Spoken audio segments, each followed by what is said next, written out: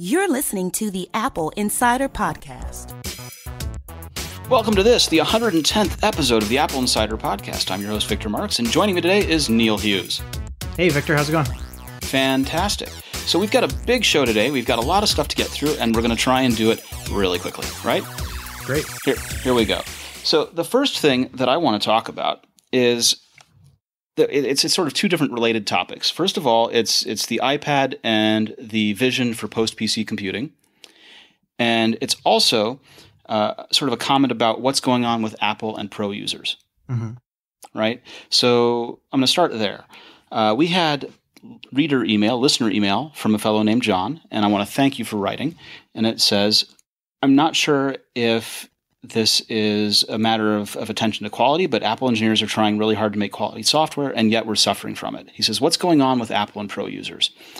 Is there a shift away from the Pro user, the high-end user? Historically, Apple used to live and die with the success of print quality on laser printers. That's now eras old, decades old. They used to make a laser printer. They used to make beautiful monitors. Now they have the one that's LG made that got recalled because it had Wi-Fi interference. So, he says the iPad Pro doesn't even have basic features like drag and drop between windows, that it's really difficult. He points out Swift, right? You can write Swift on iOS, but you can't actually compile it on iOS. And my own comment would be that Swift itself is clunky because, the thing that Apple ships as code samples don't even run now. Old code samples from WWDC don't even compile because they've changed the language so much. Right. So, first of all, what's the meaning of Pro? And second of all, that his point was using the iPad to do anything like Tibetan sand painting, where you have to do everything by hand, file by file. So the difficulty is who's championing what here, and what's really going on with Apple and their focus on users and Pro users, and how do we make sense of all this? Well, I mean, Tim Cook spoke a little bit about this to some extent at Apple's annual shareholder meeting this week, and our own Dan was there and put together a report just with some notes of interest on it. And he basically gave it, depending on how you look at it, I'm sure critics would call it lip service, where he said that you will see us do more with Macs and professional software, is what he said to shareholders. This is one of those things where I think that Apple's definition of Pro, and especially old school Mac Pros that have been doing this for a while, their definition of Pro is very, very, very different. Many professionals, especially if you've been doing it for 10, 15, 20, 30 years, you're set in your ways, right? And as you should be. I mean, it works for you. You've cultivated a business, a living that way. Why would you want to change everything that you're doing? Apple's focus is a little different, and they think that, in the case of, an iMac, for example, or even an iPad Pro, that's enough power for most professional users. I think the vocal, whether they're a minority or not, I don't know, but there's a vocal subset of Mac users, and certainly our audience and our listeners, who would say that an iMac, for example, is not good enough. You need a Mac Pro. A MacBook Pro that cuts corners is not good enough. You need something that offers a little bit more. And a lot of these debates fade away, but some people will hang on to them to their dying breath. Things like upgradable RAM and replaceable hard drives things like that. Okay, so that's the speeds and feeds side of it, right? I really need a quad-core processor. I really need an 8-core processor, whatever, right? But the other part of this is software quality and software availability. Aperture is dead in favor of using Adobe's solution. Final Cut Pro, or just Final Cut 10, Final Cut X, however you want to call it, right? That Final Cut Pro used to be the bread and butter of Hollywood and TV, and everything was edited in, and you could tell because as the credits would roll, it would say Final Cut Pro. And now a large number of those professionals have moved to using a Windows machine with Adobe's Premiere on it. So Apple has seeded that market. I mean, obviously not all have. There are certainly many, many productions still done with Final Cut. I said a large number without having raw numbers behind it, so bad on me. But that's me slapping my hand. You see it happening. It's not something that is made up. It's happening in number. Yeah, and this is a question of whether Apple wants to stay in that business. Like we talk about routers and other things. Does Apple want to stay in the high-end pro business? Do they want to stay in the router business? Do they want to stay in the portable media player business? Is it worth it to them? Is it worth it to their bottom line? Is it where they see the future of computing going? Is it something that lets them stay relevant? These are all questions that Apple has to weigh. Clearly it's not a priority for them. I don't think anybody can disagree with that, no matter what Apple says. The Mac Pro is the best example of that. Whether we're talking about speeds and feeds or software, the fact that they haven't really done anything to embrace that platform is all you really need to know. Yeah, and when it comes to wireless hardware, I can kind of understand it from the standpoint of Apple has proven what they needed to prove. At the time that they introduced the first airport base station, wireless technology was in a really rough state. If you wanted a Wi-Fi router at that time, you got something from Buffalo or early Linksys. But really, at that time, when I was 802.11b, I had a Buffalo router, and Airport was the only other game in town, really. And the Apple Airport showed people that you could do it. You could do it nicely. You could have software support that made it easy, as opposed to having to send people to go to Cisco networking school to figure out how to use it. I have a Cisco AeroNet 802.11b card, and I had an AeroNet router from back then, and it was nearly impossible to configure. Yeah. And Airport showed the way. Not to mention that the connections were terrible. You were better off having a wired connection. Well, right, but people don't run Ethernet because it's not fun to run Ethernet. Right. But the early days of Wi-Fi were pretty bad. It was horrific, and Apple showed people that it was possible to make this easier to configure. And then Linksys followed suit, and we had wireless that was fairly easy to configure. Here we are, nominally about 15 or 16 years later, right? I had 802.11b in 2000. Here we are, nearly 17 years later. Everyone makes wireless easy to configure at this point. So does Apple need to stay in the market? Probably not. I think they should, but clearly at the time. Think back. At the time, they sold an iMac, and the iMac had, not in its very first iteration, but in its later second generation, it had Ethernet, a modem, and Wi-Fi. And the idea that you could buy the computer, you could buy the router, and call it a day and have wireless internet was pretty huge. And the wireless routers at that time had a 56K modem in them. Yeah, that's how far we've come. It's a big deal that we don't really. What's left to prove in this space? Setup is easy. Coverage is fairly easy. What's the problem? Coming from the company that can't even get AirDrop to work consistently, there's a lot to prove. Well, there's a lot for them to prove that they can live up to it. But I mean, do they have to solve wireless networking for people at this stage?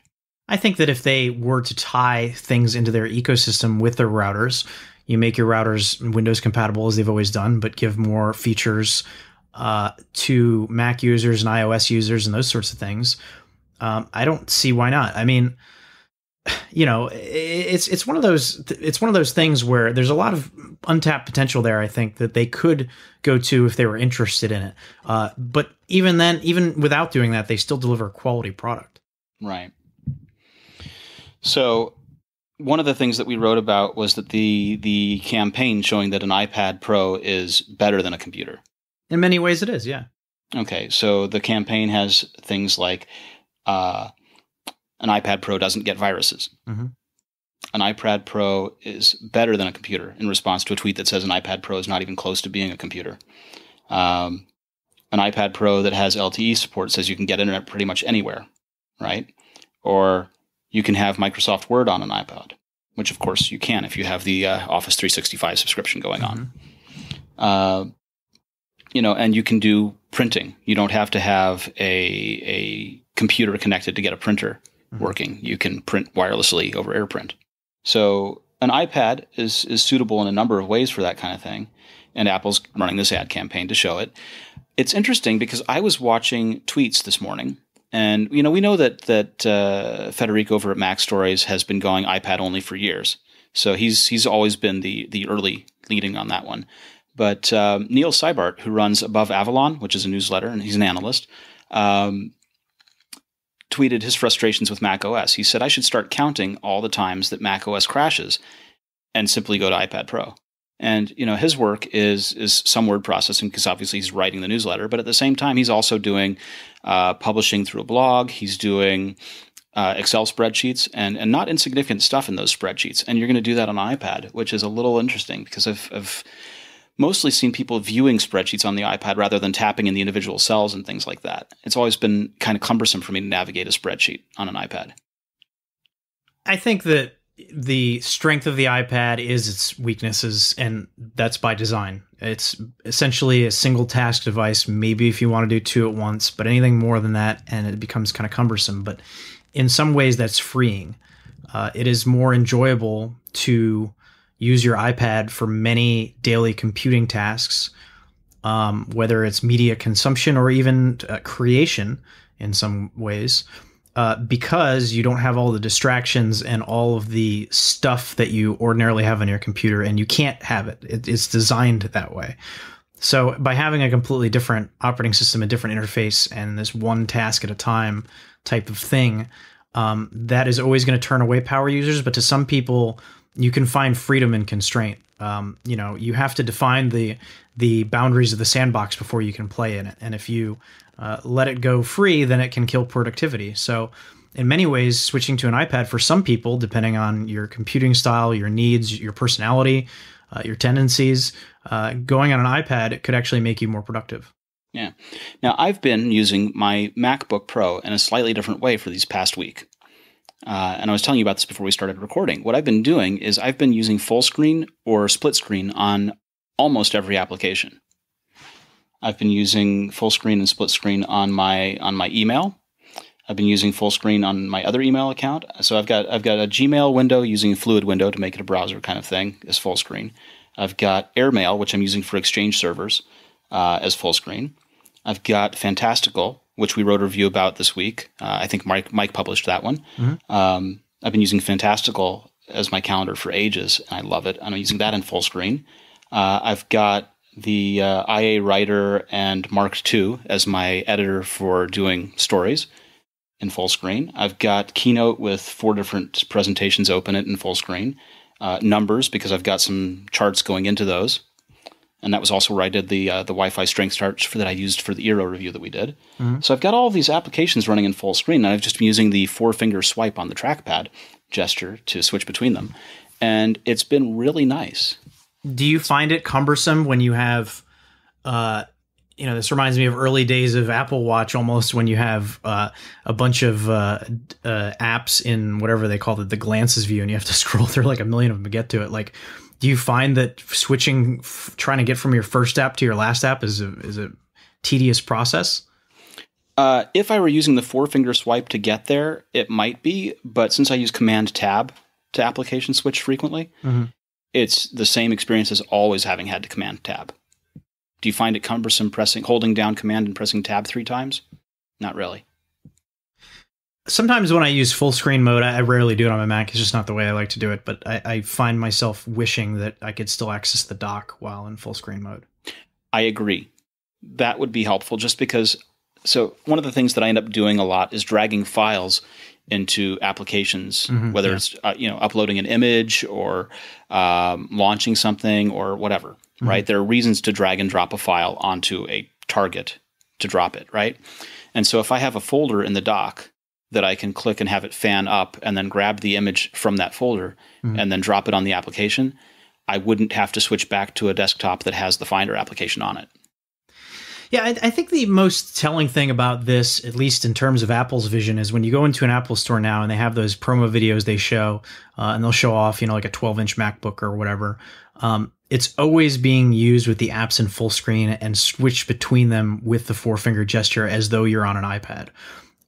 This is really this continuity between platforms that Apple's been pushing for a while, and I think that they view the future of computing as this super simple, one task at a time kind of focus thing, because that will cover the needs of 95% of computer users. And that is not to say that because you're doing one task at a time or two at a time that they are simple tasks. They can be extremely complex. But this, over inundation with multitasking and all that seems to be a computing philosophy that Apple is, at least in terms of its marketing and how it's positioning its products and pushing the future of iOS, it seems to be looking to get away from. Yeah. So personally, I know two people that have gone from Mac to iPad full time. My wife had a MacBook from late 2008, one of the aluminum ones. And it was giving her a little bit of trouble. It was on Snow Leopard.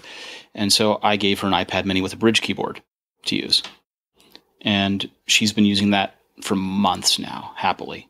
I gave the MacBook, which I formatted and put El Capitan on, to my daughter who goes to school with it because her school wrote and said, every student this year will take a laptop or a Chromebook or something to school. We recommend against iPads because kids break them, was their initial letter home. They break it more than they would a laptop? That for whatever reason, they said people who bring expensive tablets, iPads, to school tend to drop them and the screens are broken and everyone's unhappy about that. So I mean, your laptop's going to do any better if you drop that? For whatever reason, they were big fans of the $120 Chromebooks because if you drop them, no one cares as much as if you break a $500 iPad. But I sent her with the MacBook, and she was the coolest kid because she had a Mac and the other kids had junky Chromebooks. And she came home the other week and she said, it's just too heavy. It's just too heavy because it's because it's a MacBook, right? It weighs 4 pounds, and plus another pound for the stupid power brick.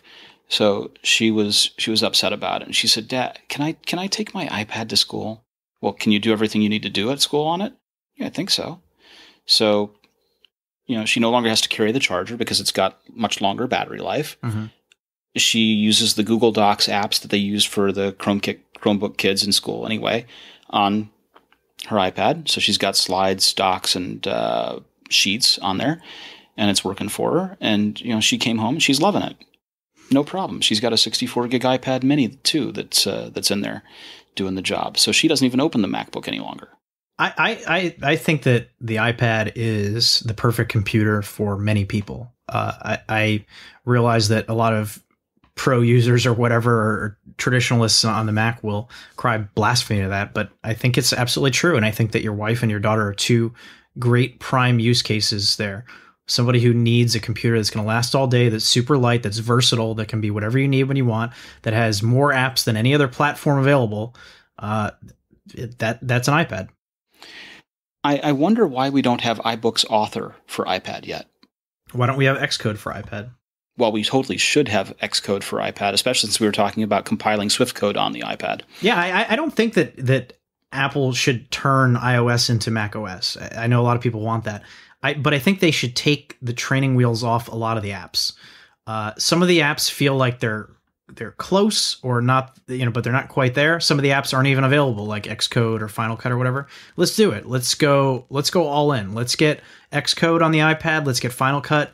You want to call it a pro platform? Let's make it professional and find use cases that are superior on a touchscreen, on a tablet, on a super light, portable, in the field format.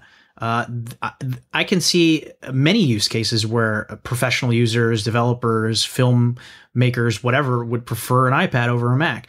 They may not be able to use it to replace their Mac entirely, but they could replace a lot of what they do on a Mac with the current hardware and software. I think it's capable.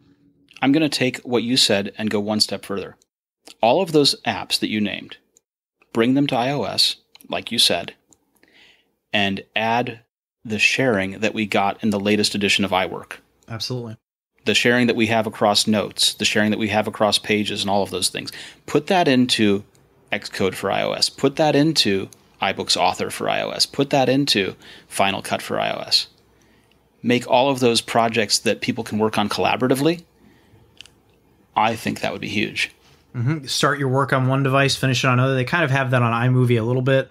Obviously, start your work on one device, finish it on another. Start your work and invite people to collaborate with you on your work, so they can make changes and you can work together on it. Leverage the power of multiple platforms and of the cloud, and you could really see these devices take off in ways that you wouldn't expect. It doesn't mean that it's going to replace a Mac, but there are use cases where these applications are better served on a tablet, period.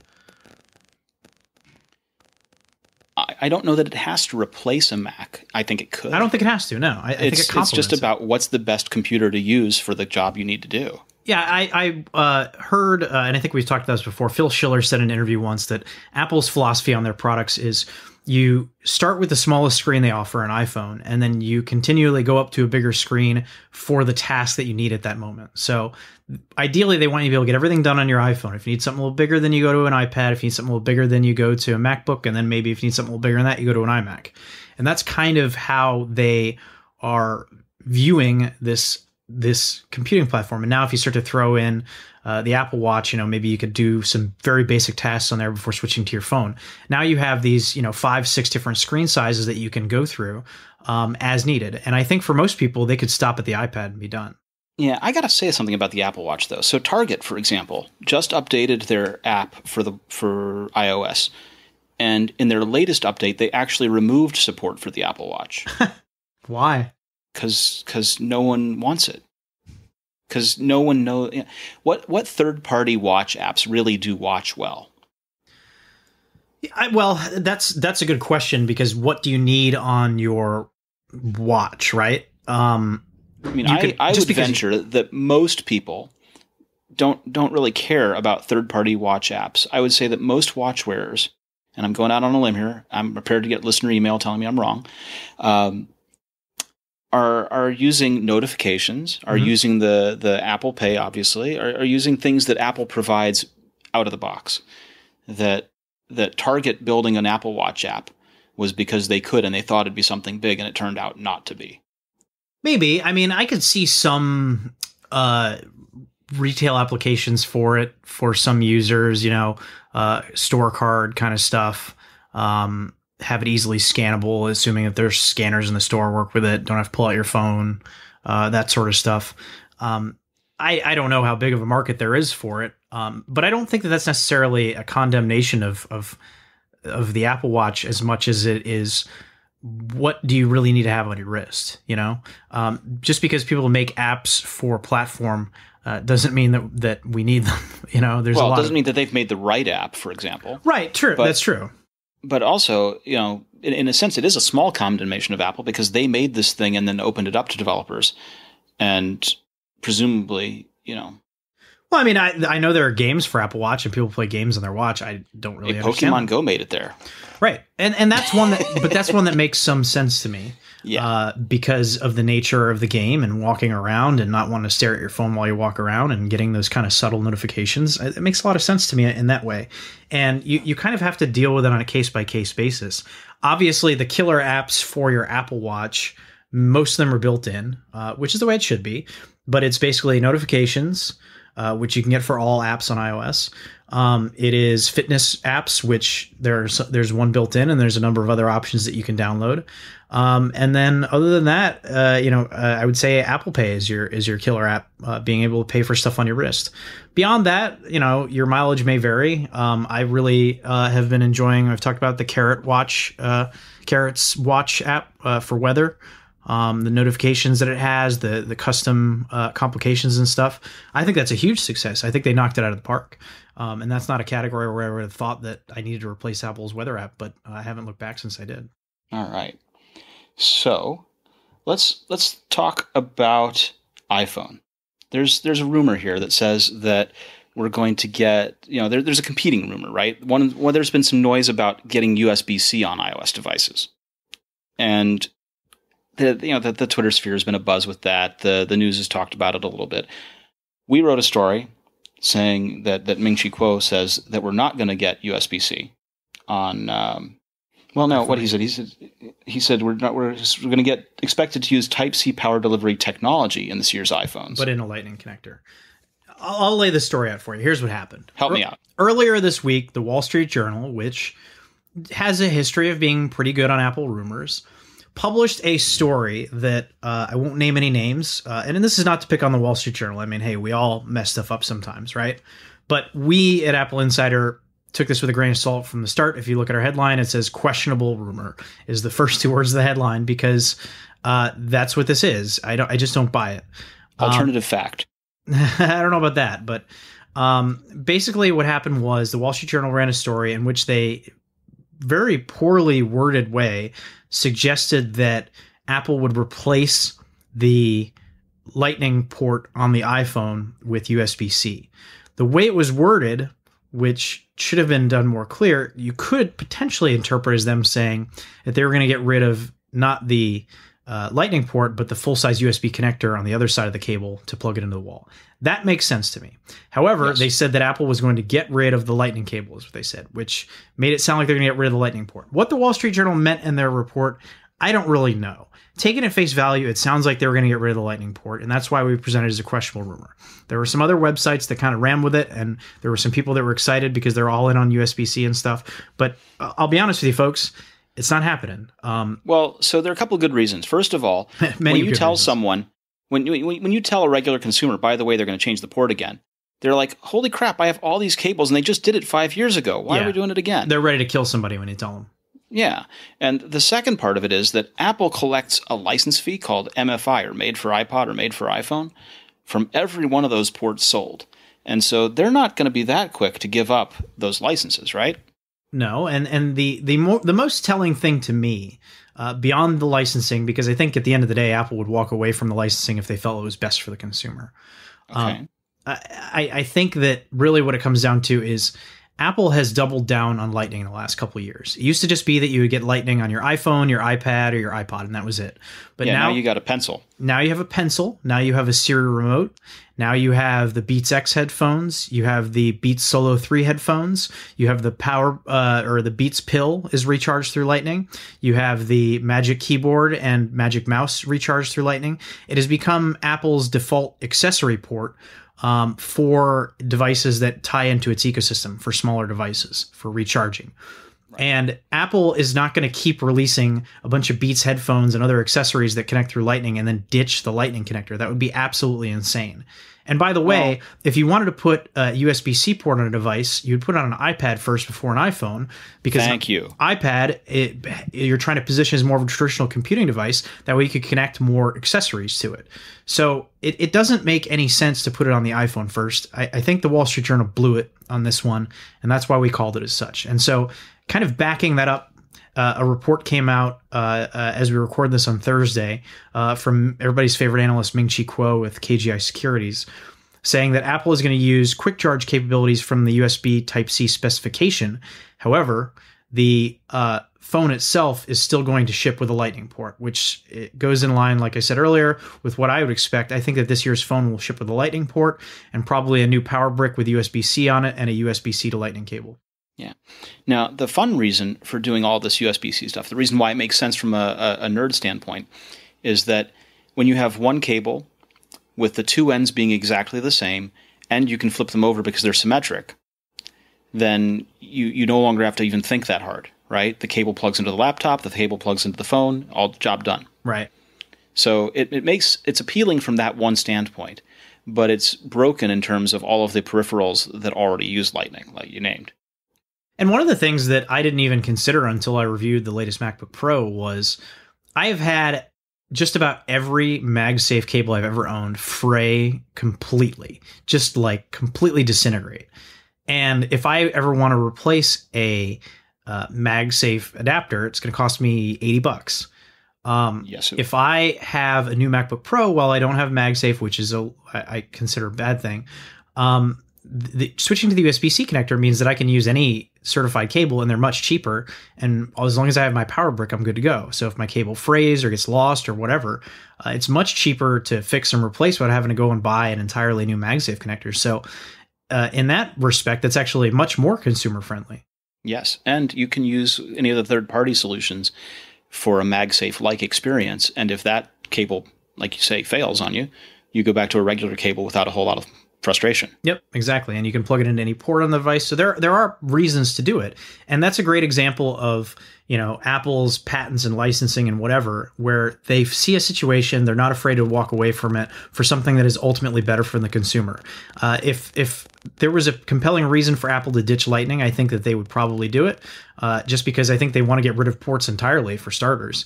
But they also realize that while this year's phone is probably going to have wireless charging in it, it's not ideal in many ways and probably won't be as fast as a wired connection.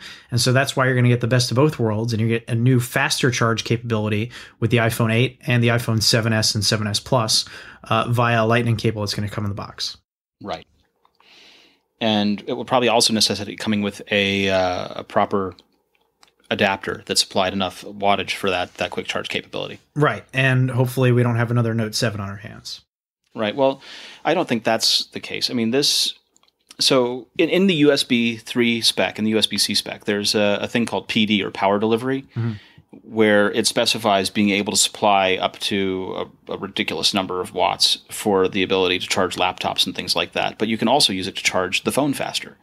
And that's what I would bet is being used here. Yeah, absolutely. But I think that before the spec existed, there's a Qualcomm powered quick charge technology, but this is the quick charge that's part of power delivery from USB-C. And supposedly a poor implementation of quick charge and or battery constraints in the Note 7 is what led to that disaster. So I don't think we'll see that disaster anytime soon from any phone manufacturer, because no one wants to be the next Samsung on that. Right. I think everyone's watching their charge circuit, their battery engineers. Everyone's paying attention to this one. It's not going to happen for a while. Yeah, and anytime you do see it, for listeners out there who sometimes see these things passed around of iPhones blowing up or whatever, every time that has ever come out ever, it's always somebody using some knockoff Chinese charger or something like that. Stick to the charger cable you get out of the box, or stick to known brands and buy from known vendors. The other thing is that these are relatively rare incidences, right? Yes. The thing that was a hallmark of the Samsung one is that there were a number of cases reported in a short period of time. Oh, yeah, and they hadn't sold that many phones yet. And it was repeated. It wasn't just a one-off experience that Samsung had to look into. It was something that they had one, and then you heard 3 more reports, and then another report, and then another report, and the one that burned the hole through the airplane floor, and all of this, right? With Apple, every phone generation, you hear of maybe one case where it's happened. Yeah. And Apple does their due diligence. They contact the owner, they look into it. In every news story you read, yes, Apple has contacted the owner, and it's resolved. And I'm sure that they learned something from it, whether it's people sitting on their phones and they increase the rigidity of the phone case, or it's the knockoff power adapter, or what. But they figure out what the problem is, and it's usually a very limited problem. It's not like there's an epidemic. Right. Batteries, they require space to expand and contract because heat causes things to expand and contract. You have to manage heat. You have to manage overcharging. You may have to manage discharging. You have to not puncture them. You have to not flex them. So there are a number of constraints around battery design, and they've taken many of these into account. It doesn't mean something bad can't happen, but they're pretty much always on the ball into looking into it and figuring out why. Mm-hmm. It's not like the Samsung example where we went months with Samsung shrugging their shoulders and saying, we don't know. We think it's that factory. Oh, but what's happening from the other factory too? We don't know. Right. We don't know. It took until January to get an answer as to why this thing had happened. Mm-hmm. Right? And even then, it wasn't the most clear answer. It wasn't a conclusive answer. So I would not be concerned about Apple and batteries at this time. No, I'm not. I want to take a moment and talk about Mara. So Mara.ai is an application, and it can change the way you run. Thanks to smartphones, even casual runners can map their routes, create playlists, track their progress, things like that. But all of it's always meant you had to stop and look at your phone. Now, Neil, you know me. I like voice-first technologies. I have the Amazon Echo devices. I have the Google Home devices. I like being able to issue voice commands and have things happen. And Mara is a hands-free running assistant that uses voice recognition and the microphone in your earbuds to help you do these things for your runs. So you can say what kind of run you'd like to do. You can ask questions about your speed and your pace. You can have her play albums and playlists from your music library, and she can tell you how you're doing in comparison to your past runs and warn you about changes in weather. So, no one wants to be caught out running in the rain, right? No. You don't run in the rain. I did the other night. It was very cold. No one likes that, right? No. No. So wouldn't it be nice if your phone told you when you were about to run in the rain? Yes. You're about to get caught out? Okay. So Mara can do that. And Mara can also connect to Amazon Alexa-enabled devices, and you can ask her about lifetime statistics and records you've set while you're getting ready for your next run. So visit Mara.ai to download your free virtual running assistant today. That's Mara.ai. You know, I'm noticing more and more devices that I have are able to integrate with the Amazon Echo devices. Mm-hmm. You know, you and I both have Automatic in our car. Automatic is the little dongle that plugs into the OBD2 connector. Yeah. And the other day I realized that I could sit in here and ask the Amazon Echo, and I'm intentionally avoiding saying the name of the assistant so I don't issue the wake word, and have it respond. I could ask how much fuel I have in the car. That's cool. So I'm sitting here in my house and I'm getting ready to go somewhere. Hey, do I have gas? Yes. Yes, you do. You have this much range. Perfect. That's great news, right? It was kind of cool because that's one of the things that happens in my house is my wife will look at me and say, do I have gas in the car? Well, shoot, I don't know. I don't remember what the needle said when I got out of the car, but I can ask the Echo device and it'll tell me now. So these things are cool. I'm very appreciative of things like Mara and Automatic integrating with Alexa. Now, I reviewed the Eero Wi-Fi base stations because we were talking about earlier the notion that Apple was potentially getting out of making airports. Yeah. So these were sent to me to review, and they arrive in a box of 3. I think they're sold in 1s and 3s. But it makes sense if you're trying to cover area to think about how many you need. They recommend that for 700 square feet, you only need 1 of them. For 1,800 to 2,000 square feet, you can use 2 of them, and you'll reach full coverage. And if you have a bigger house, then you need the 3 or more. And what they are is a mesh network, right? Because what happens is people have homes that have low signal spots in them. And invariably, it's somewhere you actually like to sit, right? Mm-hmm. The way our homes are constructed is that Wi-Fi is a radio wave, and it bounces off the surfaces in the house and then reflects. And so you can sometimes get great signal coverage that way, but sometimes you can get areas that just don't get coverage at all. And it makes radio waves kind of a dark art, right? It's magic that's hard to understand, and people go to school for it. There are people who have doctorates in understanding wireless technology and radio science. So what they're doing here is they're creating a network that instead of having an extension which has its own network name, and you have to join that extender's network, which is a little clunky, they're making a mesh where each router joins and extends the initial router settings. So you don't have to know, is it a network name? Is it this? Is it that? You just know you've joined the network and you're getting full signal. So Eero attempts to make this very simple, right? They have a very simple base. The base is got 2 network ports on it, one that connects to your main internet modem, and one that then connects to a downstream switch if you have it or other accessories. A USB port that is completely not useful at all is for you as a consumer, right? We're used to Airport Expresses where you can plug in a printer or plug in some people have routers that you can plug in hard drives, things like that. No, Eero doesn't do that. The USB port is reserved to them for diagnostic use only, they say. But you put one into your main modem, and then you can go ahead and put one elsewhere where you need signal. They recommend that it be about 40 feet away at the furthest.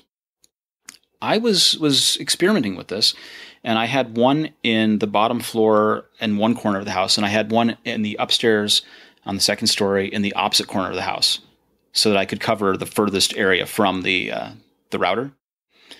And I went around and measured my signal strength throughout the house and found where the weak spots were. And none of them were too weak that it really necessitated having a second mesh router. But, for the purposes of this experiment, I had to put one somewhere. So I put it upstairs. And interestingly, my signal got worse in some areas. It's weird. It really was.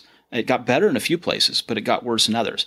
What was neat was that doing this experiment really revealed that places that I thought I had the worst signal in the house, I actually had really strong signal.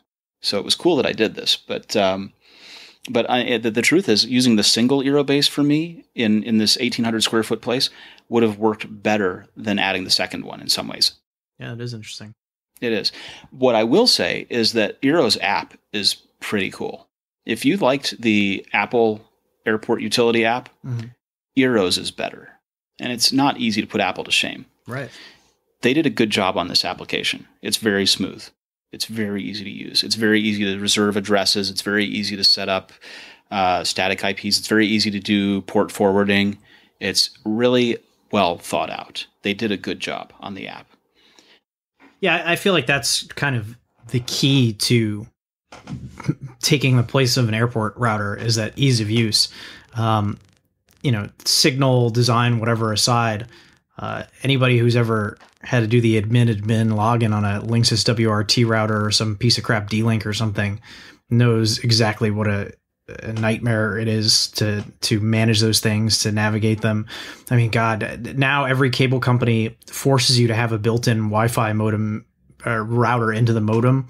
And so I have to go in and like manually disable their Wi-Fi so it's not broadcasting alongside my Wi-Fi and all. And it's just like, and you have to go into this like archaic, just nightmares of menus and confusing things that even for somebody who's computer literate like me, it's not a fun thing to do. So that ease of use is definitely a big selling point.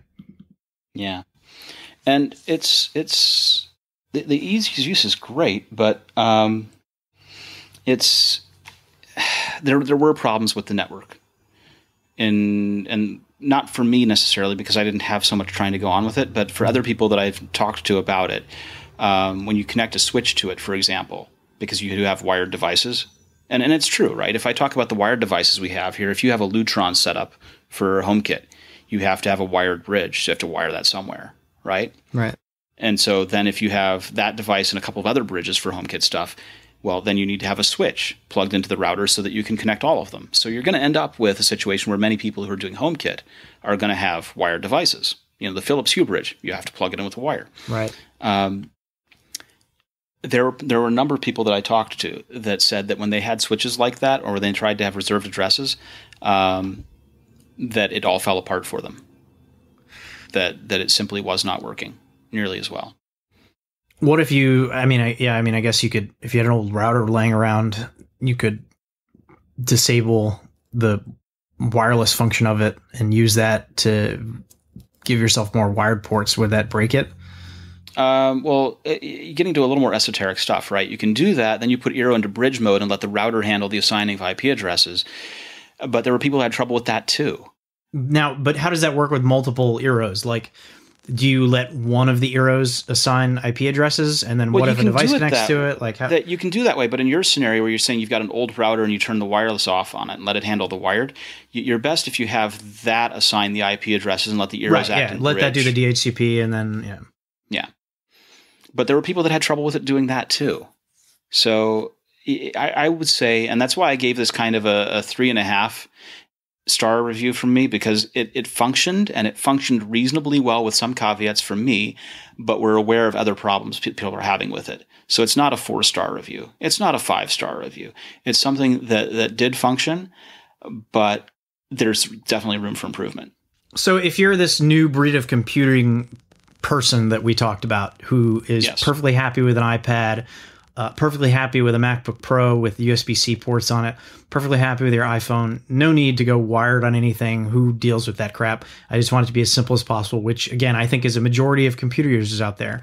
Does that person have any issues with Eero?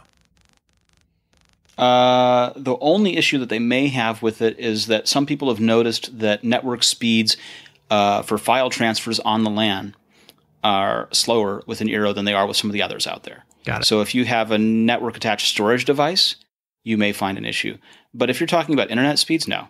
If you're the iPad user and you've got wireless printing and that's about it going on your network, and maybe a home entertainment device like a Roku or an Apple TV. And maybe some dead spots in your home. Yeah, this is the device. That's fine. Cool. Will totally work for you. I've stumped you. You're thinking what to say next. No, I think you covered it pretty well.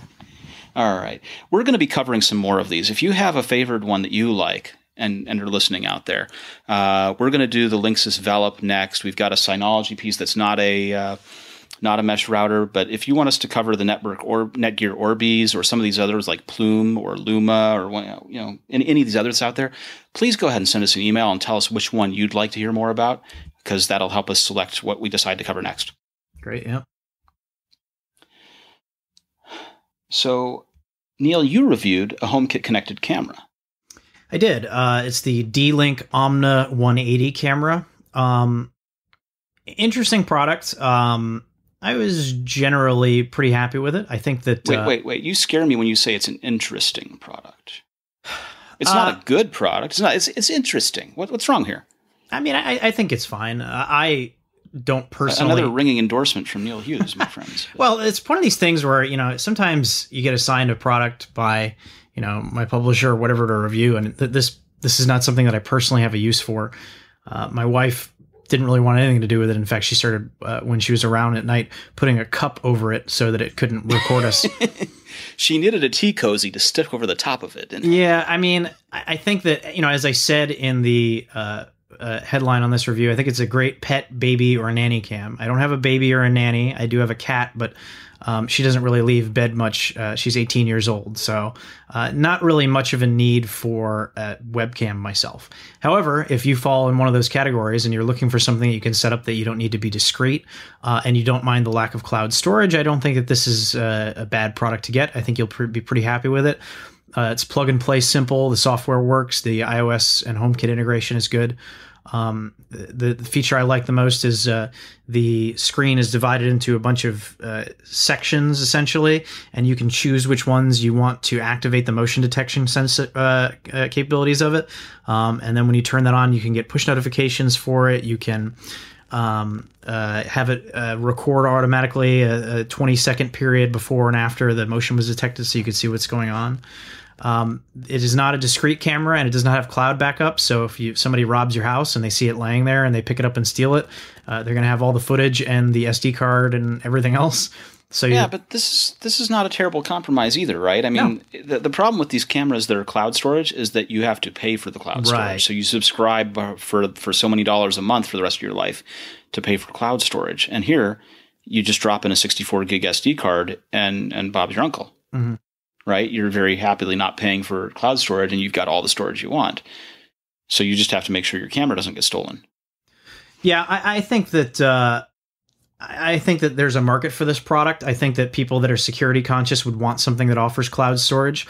I think it would be nice. I would like them to put like a K-lock slot on there so you could lock it down with a right, laptop exactly. lock. I think that it would be nice if D-Link offered both options, because I think that certainly, like you said, the lack of cloud storage is appealing to some people just because they don't want to pay for something. And I would certainly be one of those people. I would never pay for cloud storage. Well, if you paid $200 for the camera, right, and you're agreeing to pay however many bucks a month for the rest of your life for it's a huge cost. Yeah, no, absolutely. I think that this would be a great opportunity for D-Link to offer iCloud integration and have the video files that you record back up to iCloud Drive. Ooh, that would be a way for them to do it. They can't charge for it, Neil. Well, what do they care? Well, they're not charging for it anyhow, revenue, dude. But they're not charging for it right now, anyhow. So, well, there you go. This is, I think one of the standout features of this product is the fact that the camera on it is a true 180-degree view. So I actually was testing it out in my kitchen, looking out on the rest of my apartment, and I had to put it up right to the edge of the counter because everything to the left and right gets picked up. So it has to be have a clear 180-degree view. Otherwise, some of it's going to get blocked off. It works at night in black and white. The biggest limitations beyond the cloud storage issue is iOS limitations, which would be the Apple Home app does not allow you to tap into the video files that are saved on it because that's not one of the capabilities of the Home app. If you get an alert that there was motion detected, it will show you a small thumbnail of what happened on your lock screen, but then as soon as you open it, it goes away and just takes you to a live view. So if you see it 10 minutes later, it's kind of pointless. So you have to open up an UMA app intentionally instead of... Yeah, you have to open the Omna app to... Omna, I'm sorry. To view it. And, things like it would be nice to be able to say in HomeKit or in the Home app, only alert me of motion when I'm not at home. Like give me a location-based alert type thing, or when I set a scene for or something like that. It's kind of all or nothing at the moment. You have to go in and say, yes, alert me in the home app, and then you'll get alerts, or you turn it off and say, don't alert me. That should really be a customizable trigger for automation. You get a lot of false positives from walking around your apartment, basically. Right, exactly. I had mine set up when I was testing it to go trigger when the front door opens. So in that sense, it worked. The door opened. The problem was if I went out to check the mail, if I opened the refrigerator, which is right next to the front door, it triggered it every single time. So I'd go through and check all the videos, and it's like, there I am getting a snack. There I am going to check the mail. You know, like it's not particularly interesting footage, but that's to be expected when I wasn't really expecting anyone to rob my place either. So yeah, you just moved in. Right. So, I mean, if you need something to keep an eye on and it has like a two-way microphone, so you can hear stuff, but also, speak to the person there and all that. So if you wanted to like comfort a baby or a pet or something, that would be something you could do with it as well. Freak out your wife when you're not home. That is true. I tested that feature out too. So how would that work out for you? She was like, where is that coming from? What is going on? But I always have weird gadgets here. So she's always just kind of like, I did that same thing to my poor wife, my long-suffering wife, when I was away on business, and I started whispering through the speaker of the camera at the kids, and she thought the house was haunted because she couldn't really hear it, but the kids kept going over to the camera and talking, whispering back at me, and then I cranked it up a little bit and started whispering, and she was sure the place was haunted. She texted me saying, "We have to move." In other news, I'm terrible, but but yeah, these are good gadgets. So one of the problems that people worry about a little bit is these Internet of Things devices getting hacked, and what happens if someone gains access to it and can whisper horrible things at your sleeping child, right? Yeah, and that's happened before with other devices. Yeah, it makes me think of the episode from the latest season of Black Mirror and why people put tape on their camera on their computer. I think that, supposedly things are more secure with HomeKit, and Apple's secure authentication chip prevents, outside nefarious users from hacking in. Time will always tell if that's true or not. If you're paranoid about these kind of things, you probably shouldn't have a camera in your home. Well, one of the things that I've thought is that cameras in the home are one thing, that cameras outside the home may be more useful. And there aren't any of those yet for HomeKit. They're coming, but they're not here yet.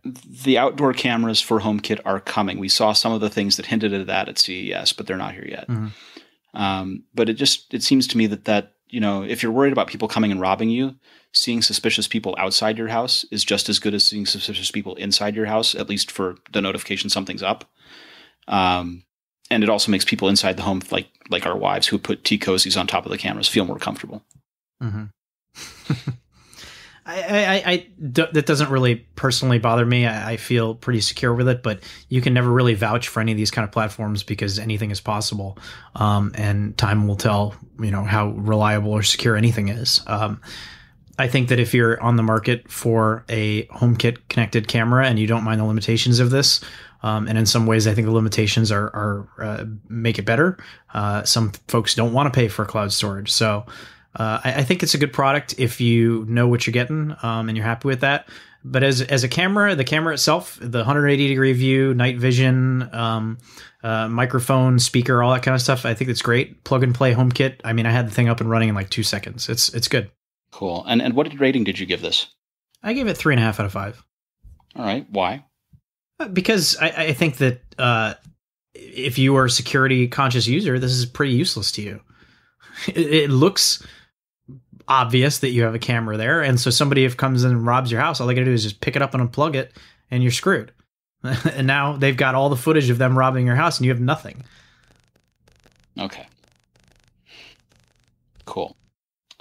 I appreciate you explaining that for me. Sure. So what else would you like to discuss this afternoon? I think we covered it all pretty well, didn't we? Tell me about Warren Buffett. Is there anything we can talk about Warren Buffett for? He has purchased $17 billion worth of stake in Apple. He sees the company getting to a market capitalization of more than $1 trillion, which would be the first of a publicly traded company. So The stock, because of that news and a number of other factors on the market, has been inching higher, closed above 140 for the first time this week. And if they get as high as 147, I believe, then they will set a new record for market capitalization of about $775 billion, inching their way closer to $1 trillion. The stock is already at an all-time high and has been going that way for a few weeks now.